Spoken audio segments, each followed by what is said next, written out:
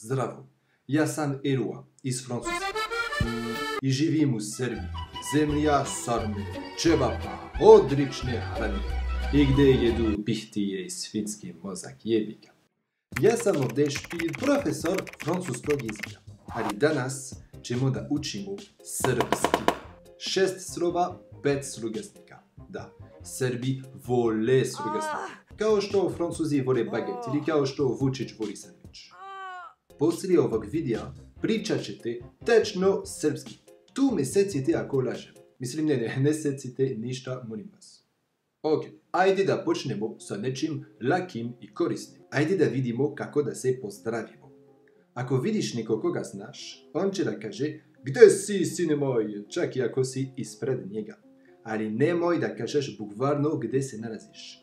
Gdje si ne baš znači where are you, nego what's up. Ali nemoj da kažeš što je novo u tvom životu. Nikoga nije briga. Samo kažeš tu sam. Onda jeste, moraš da kažeš bukvalno gdje si. A da ne budeš previše detaljan. Meni je srpski špansko selo. Da budem precizniji, ovo selo. Zato što je taj jezik lep kao Picassova slika, ali nema smisla kao Picassova slika. Nema smisla. Ako učite srpski, vjerovatno već znate da Srbi vole rakiju. Koriste je za sve.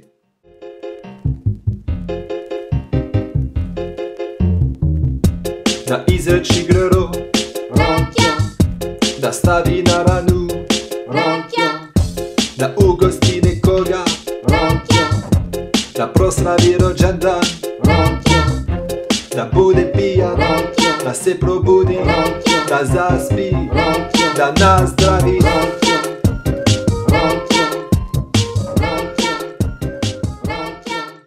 Pa da, vidite, vole rakiju. Pa vole također glagole. Imaju ih za sve kao rakija. Naprimjer, imaju glagol privati, kao svaki jezik. Ali jedan glagol nije dosta za njih. Imaju i od privati, do privati, pre privati, iz privati, u privati, na privati se. Ma dobro, to je samo zato što oni su najbolji u vaterpolu. Trebaju im svi ovi glagoli. A dobro, ali da li si nekad video jednog čovjeka kako treći u Beogradu? Osim za bus. Ne. Pa ipak imaju trčati, istrčati, dotrčati, pretrčati, utrčati, otrčati. Ali dobro. Ne moraš učiti srpski da živiš u Srbiji. Možeš da koristiš samo Google Translate. Evo ga moj francuski kum na mom venčanju koji je probao da napiše govor koristići Google Translate. Eloi, avec Sibila. Kum nije dugme. Šta to znači? Nema smisla. Pa dobro, ali to je zato što Google Translate vidi da Elua završi sa A. A onda mora da bude ženski rod. Ali ne, ja sam muškarac. Pa da, zato što na srpskom sve koji završi sa A je uopšte ženski rod.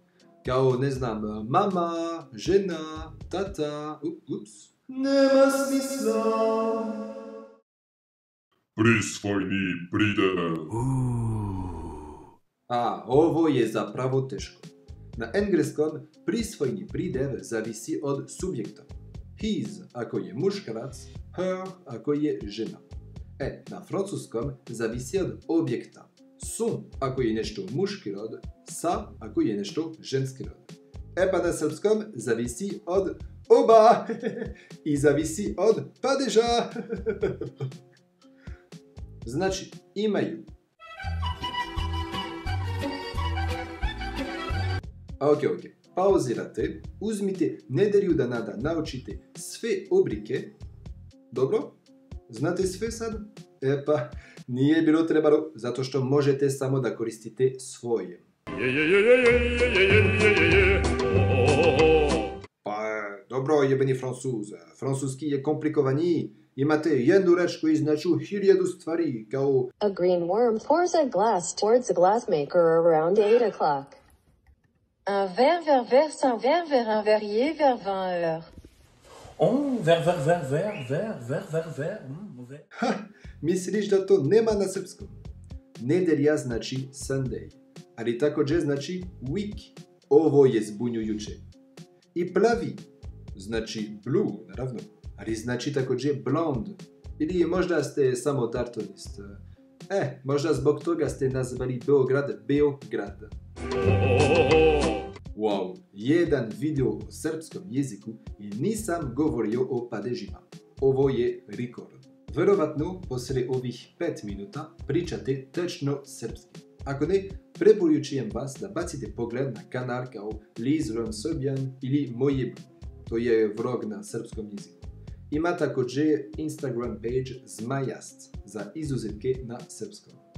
Recite mi ako ovaj format vam se sviđa i vidimo se.